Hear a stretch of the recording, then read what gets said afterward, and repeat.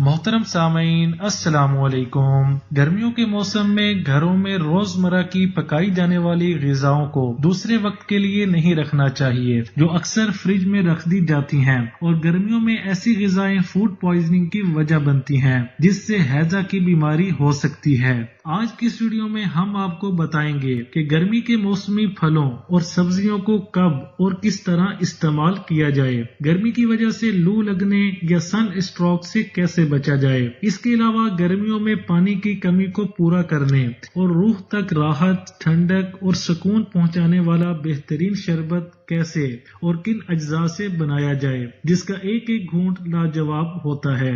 ایک مشہور قول ہے، پرہیز علاج سے بہتر ہے اور تندرستی ہزار نعمت ہے، جو حقیقت پسندی پر مبنی اقوال ہیں، کیونکہ اگر کھانے پینے، سونے جاگنے کو صحیح اوقات اور اعتدال پر لے آئیں تو زندگی کے موسم مہک اٹھتے ہیں، لیکن پرہیز کے ساتھ کچھ احتیاطی تدابیر کر لی جائیں تو انسان بہت سی وبائی اور موسمی بیماریوں سے بچ سکتا ہے۔ مئی، جون، جولائی اور اگست تک پاکستان کے میدانی علاقے شدید گرمی کی لپیٹ میں ہوتے ہیں۔ اگر موسمی شدت سے نپٹنے کے لیے احتیاطی تدابیر اختیار نہ کی جائیں تو انسان کئی طرح کی نفسیاتی اور ذہنی تناؤ، حواس باختہ اور چڑچڑا پن کا شکار ہو جاتا ہے۔ موسم گرما اپنی شدت کے ساتھ صحت بخش غذاؤں کا بھی موسم ہے، اور خصوصاً پھلوں کا بادشاہ آم کی فصل کی پیداوار اسی موسم میں پکتی ہے۔ اس کے علاوہ خربوزہ، تربوز، کیلا، لوکاٹ، آلوچے، آلو بخارے، کھجور، ناریل اسی موسم کی فصلیں ہیں۔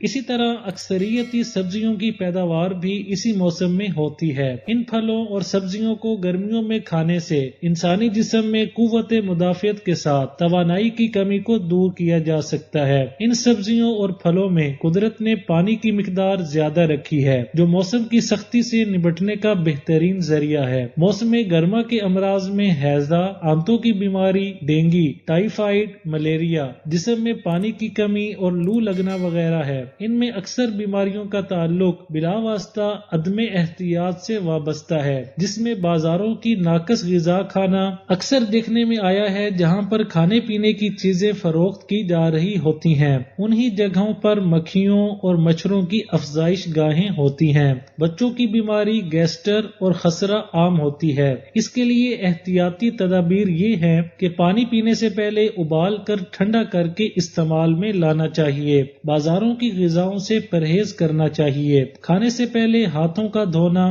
بعد میں منہ کی کلی کرنا، گھر کی صفائی ستھرائی، کھلی فضا میں سونے کے لیے مچھروں سے بچاؤ کے لیے مچھردانیاں استعمال کرنا، کمروں میں زہریلے حشرات سے بچنے کے لیے جراثیم کش اسپرے کرنا وغیرہ شامل ہے۔